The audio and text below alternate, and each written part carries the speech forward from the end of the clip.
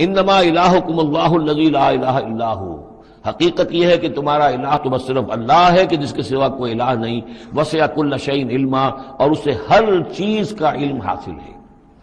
یہ جو معاملہ ہے اور اس سے متعلق بعض اور معاملات کے اعتبار سے ایک زمانے میں میرا خیال رہا ہے اور وہ خیال اب بھی ہے، ہندوستان میں جو آریہ آئے ہیں، اگرچہ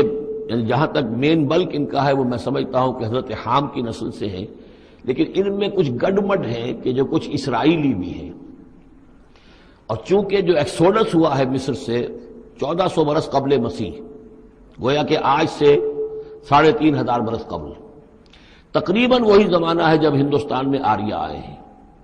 تو معلوم ایسا ہوتا ہے کہ کچھ جس وقت یہ لوگ نکلے ہیں مصر سے تو کچھ ان کے قبیلے وہ ہیں جن کو کہتے ہیں کہ last tribes of the house of Israel, جن کا پتہ نہیں چلتا کہاں چلے گئے،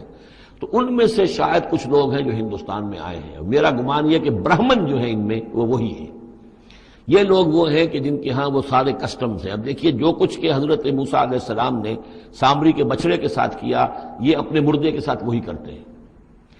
انہوں نے اس کے بچڑے کو جلایا، جلا کے راکھ کیا، راکھ اسے سمندر کے اندر پھیلا دی۔ یہی وہ کرتے ہیں، اپنے مردے کو جلائیں گے، جلا کے اس کی راکھ لے جائیں گے، وہ کہیں گنگا میں پھینکیں یا کسی اور جگہ پھینکیں یا سمندر میں پھینکیں، بالکل وہی معاملہ کرتے ہیں۔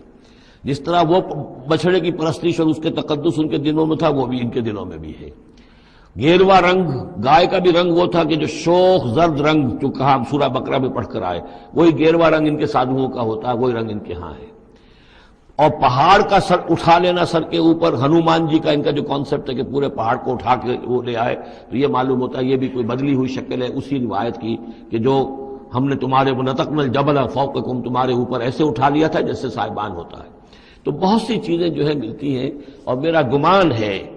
کہ اپنشدز جو ہیں ان میں صحف ابراہیم کی بگڑی ہوئی شکلیں موجود ہیں۔ قرآن مجید میں صراحت سے مذکور ہے صحف ابراہیم و موسیٰ۔ اب موسیٰ کے صحیفے تو یہ 5 ہمارے پاس ہیں موجود، تحریف شدہ ہیں، the first 5 books of the old testament, یہ صحف موسیٰ ہے، لیکن صحف ابراہیم کہاں ہے؟ ان کا کوئی ذکر بھی ہمیں موجود نہیں ہے، ہمارے پاس علم میں نہیں ہے۔ لیکن میرا گمان ہے، کیونکہ ایک زمانے میں نے کچھ ان کا مطالعہ کیا تھا تو مجھے محسوس ہوا تھا کہ ان میں توحید کا جو پہلو بہت ہی نمایاں ہے، تو معلوم ہوتا ہے کہ شاید یہ حضرت ابراہیم کے صحیفوں کی کوئی اثرات ضرور یہاں تک پہنچے ہیں۔ آیا یہ وہی صحیفے ہیں یا نہیں ہے، یہ بات دوسری ہے۔ بہرحال یہ چیزیں جو میں نے آپ کو گنوائی ہے، گوسالہ پرستی ہے، لامساس یا انٹچیبلٹی، ان کی ایک قوم وہ ہے جس کو ہاتھ نہیں لگ سکتا، ہاتھ لگ گیا تو بھرشٹ ہو جائے گا۔ اسی طریقے سے مردے کا معاملہ، زرد رنگ کا معاملہ، ہنومان کا پہاڑ کو اٹھا لینا، یہ ساری چیزیں جو ہیں اسرائیلی تاریخ کے واقعات سے ان کا ایک تعلق ہے۔